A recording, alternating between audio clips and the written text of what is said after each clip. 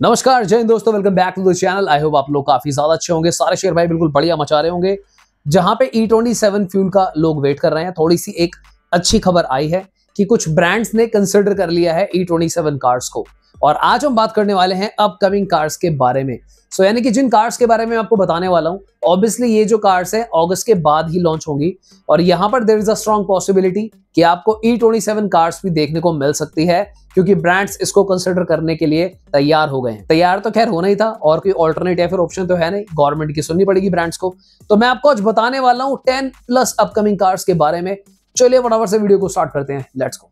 दोस्तों लिस्ट काफी लंबी है और अलग अलग डेट्स एंड इनके फीचर्स एंड ऑल है, तो अपना सेकंड मोबाइल यूज करूंगा। तो बात करते हैं दोस्तों एक ऐसी कार की जिसने सबसे ज्यादा भौकाल मचाया है अपकमिंग कार की लिस्ट के बारे में। इस कार का नाम है महिंद्रा बोलेरो फेसलिफ्ट। अब इसकी जो स्पाइस है, इसकी एआई वीडियोस, पिक्चर्स, सब कुछ काफी हद तक लीक हो चुका है। एंड इनफैक्ट जो एआई पिक्चर आप देख रहे हो वो काफी हद तक सिमिलर ही होने वाली है। अगर हम बात करें इस कार के लॉन्च की, तो इसका अक्टूबर एंड के आसपास लॉन्च रखा गया है, यानी कि दिवाली के आसपास ये कार आपको देखने को मिलेगी। इसकी जो स्टार्टिंग प्राइस रेंज है, कहीं पे 10 लाख लिखी है, कहीं पे 12 लाख लिखी है।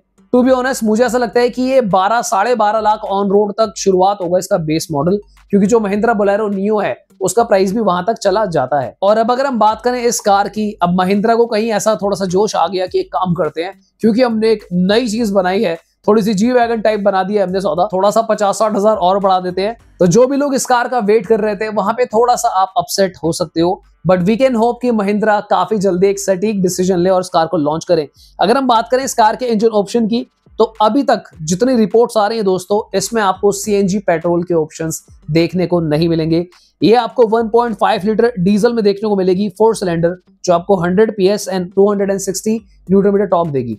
अब एक डिबेट चल रहा है कि इंटरनेट पर लोग कह रहे हैं कि जब E27 फ्यूल आएगा तो वो डीजल को इंपैक्ट नहीं करेगा, जो कि एक फेक न्यूज है। यानी कि अगर पेट्रोल E27 आएगा दोस्तों, तो डीजल में भी E27 आएगा। जितना लेटेस्ट न्यूज आई है, एथेनॉल जो है डीजल में भी ब्लेंड किया जाएगा फॉर श्योर। अगर हम बात करें माइलेज की, दोस्तों यहां पर महिंद्रा बोलेरो फेसलिफ्ट में वो सब कुछ है जिसका एक आम आदमी को इंतजार है। एसयूवी है, बढ़िया ग्राउंड क्लियरेंस है, पावरफुल इंजन है। पर अगर हम माइलेज की बात करें तो उतनी ज्यादा माइलेज आप यहां पे एक्सपेक्ट नहीं कर सकते। I mean, इसकी माइलेज काफी अच्छी है डीजल के हिसाब से, पर अगर आपको ऐसे शख्स थे कि यार 15-16 की माइलेज चाहिए, 17 की चाहिए शहरों में भी, तो उसके लिए आपको दूसरी छोटी कार्स की तरफ जाना होगा या फिर सीएनजी की तरफ जाना होगा। ये कार आपके लिए नहीं है। नेक्स्ट अपकमिंग कार है दोस्तों मर्सिडीज AMG CLE 53, जिसका जो लॉन्च है अप्रोक्सीमेटली 12 अगस्त के आसपास रखा गया है। इस कार में आपको मिलेगा दोस्तों 3 लीटर का ट्विन टर्बो इनलाइन इंजन, जो कि आपको 443 bhp and 560 newton metre torque देगा। ये एक कूपे कार होने वाली है, यानी कि 4800 mm की, यानी कि फॉर्च्यूनर के साइज की ऑलमोस्ट रहने वाली है, प्लस कूपे स्टाइल।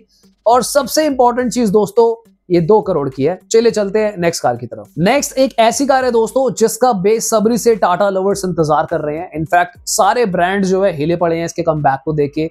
इस कार का नाम है टाटा सिएरा। अब आपको पुरानी वाली टाटा सिएरा तो याद ही होगी, जिसमें पूरा ग्लास से कवर्ड इसकी रियर प्रोफाइल होती थी।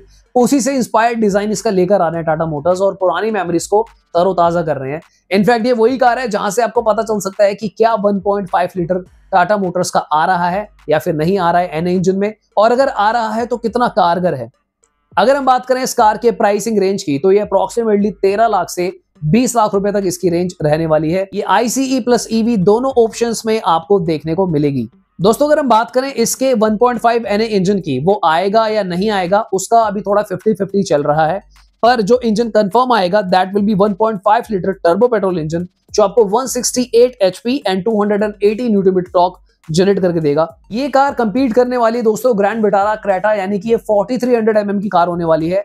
And we all are really excited कि टाटा मोटर्स टेबल पर नया क्या लाते हैं। नेक्स्ट अपकमिंग सबसे धांसू कार जिसका काफी इंतजार लोग कर रहे हैं, कॉम्पैक्ट एसयूवी में अच्छी खासी सेल करने वाली कार है ये। इस कार का नाम है Hyundai Venue नेक्स्ट जनरेशन। इस कार का जो अप्रोक्सीमेटली प्राइस होने वाला है 8 लाख रुपए से लेके 15 लाख रुपए के आसपास इसकी रेंज जाने वाली है। अब इसका इंतजार ज्यादा इसलिए भी हो रहा है दोस्तों, क्योंकि ये एक एंट्री लेवल कॉम्पैक्ट एसयूवी है, यानी कि ये ऑन रोड आते आते आपको 9 लाख रुपए की मिल जाती है।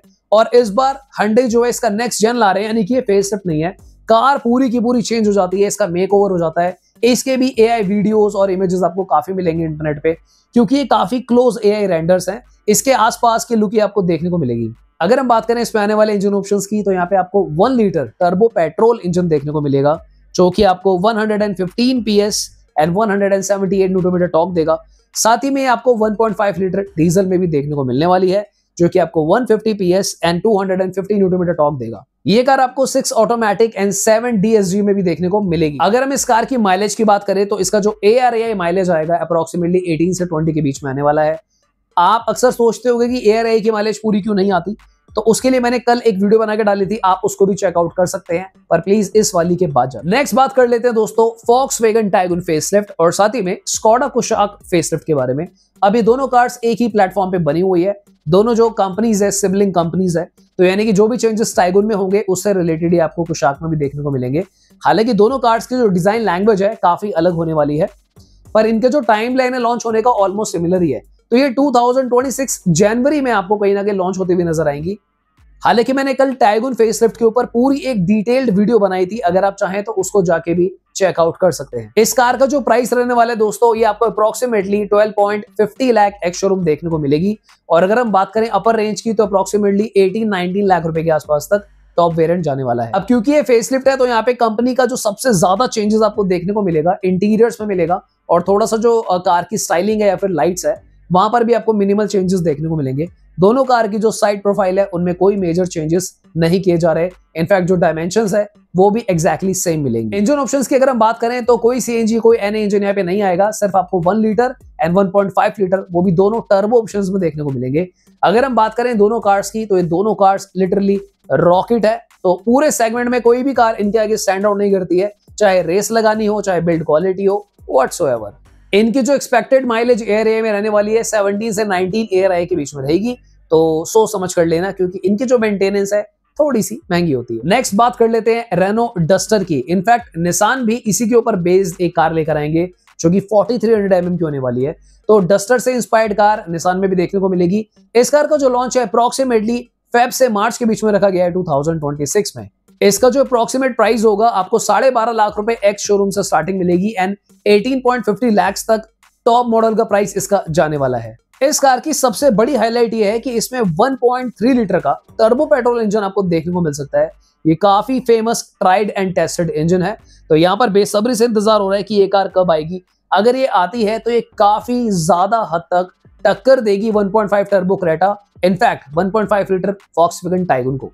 अब ये सिर्फ टक्कर ही देगी, जीतेगी नहीं जीतेगी इन दोनों कार से, या फिर सेल्स कैसी करेगी इसके बारे में कुछ नहीं कहा जा सकता। अगर हम डायमेंशंस की बात करें, तो ये डस्टर और जो निसान की कार आएगी ये 4300 mm की रहने वाली है, एंड जैसा मैंने मेंशन किया क्रेटा ग्रैंड विटारा इसकी कोर राइवल रहने वाली है, और तब तक तो टाटा सियरा भी राइवल हो ही जाएगी। अगर हम बात करें रेनो डस्टर में आने वाली माइलेज की, तो ये अप्रोक्सीमेटली 18 से 20 ARAI के बीच में जाएगी।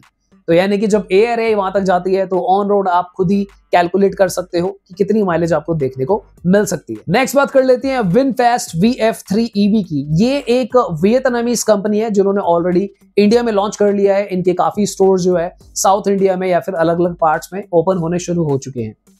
अगर हम बात करें इस कार की प्राइसिंग की, तो ये 8 लाख रुपए के आसपास आपको देखने को मिलेगी एक्स शोरूम।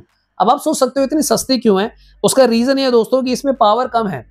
ये अराउंड 40 HP की रहने वाली है एंड 110 न्यूटन मीटर टॉर्क, तो यानी कि ये जो कंपीट करेगी MG कॉमेट को कंपीट करने वाली है, इनफैक्ट टियागो EV को कंपीट करने वाली है। इसकी जो रेंज है 200 किलोमीटर के आसपास रहेगी, तो यानी कि आपको मिलेगी तकरीबन 150-60 के आसपास, और जो इसकी डायमेंशंस है अप्रोक्सीमेटली 3200 mm की रहने वाली है, तो यानी कि वही जो मैं साइज आपको बता रहा हूं MG कॉमेट के ये आसपास की साइज की रहेगी। लास्ट में दोस्तों बात कर लेते हैं एक और ऐसी कार की जो बोलेरो फेसलिफ्ट की तरह ही बहुत ही ज्यादा चर्चा में है, और इसका इंतजार मारुति लवर्स कर रहे हैं। इस कार का नाम है मारुति एस्कूडो। अब अगर हम बात करें एस्कूडो की, तो इसको ई विटारा की बैजिंग पर भी देखा जा चुका है। तो मैं आपको बता दूं कि इसका नाम ई विटारा एस्कूडो हो सकता है, और साथ ही में जो ई विटारा का ICE वर्जन आएगा उसको भी एस्कूडो कहा जा सकता है। इसके ऊपर क्लैरिटी नहीं आ पा रही है कि ई विटारा ही एस्कूडो है या फिर एस्कूडो को पेट्रोल CNG के साथ भी मारुति लॉन्च करने की प्लानिंग कर रहे हैं। पर ये एक 7 सीटर कार होने वाली है, जो कि पहले 5 सीटर ऑप्शंस में आपको देखने को मिलेगी। इस कार की माइलेज काफी ज्यादा शानदार होने वाली है। अगर हम बात करें EV वर्जन की, तो डेफिनेटली उसका जो प्राइस है 15 लाख प्लस रहेगा, और अगर हम बात करें ICE यानी पेट्रोल CNG की, तो वो आपको कहीं ना कहीं 12.5 लाख रुपए के आसपास देखने को मिल सकती है। मारुति स्कूडो में आपको 1.5 लीटर का इंजन देखने को मिलेगा। ये वही 4 सिलेंडर इंजन है जो आपको ग्रैंड विटारा और ब्रेजा में भी देखने को मिलता है। तो यानी कि ये एक ट्राइड एंड टेस्टेड इंजन होने वाला है अगर आप इसको ICE में लेते हैं। मारुति वक्त के साथ साथ अपनी सेफ्टी पे काम कर रहे हैं, 6 एयरबैग्स ला रहे हैं, BN कैप में भी अपनी कार्स को 5 स्टार अचीव करवा पा रहे हैं। सो पीपल आर एक्सपेक्टिंग कि ये जो स्कूडो आएगी शायद ये भी कहीं ना कहीं 4 या 5 स्टार लेकर आ सकेगी। ऑलराइट दोस्तों, तो ये थी आज की वीडियो। ज्यादा लंबा नहीं करते, हमने सारी अपकमिंग कार्स के बारे में आपको बता दिया है।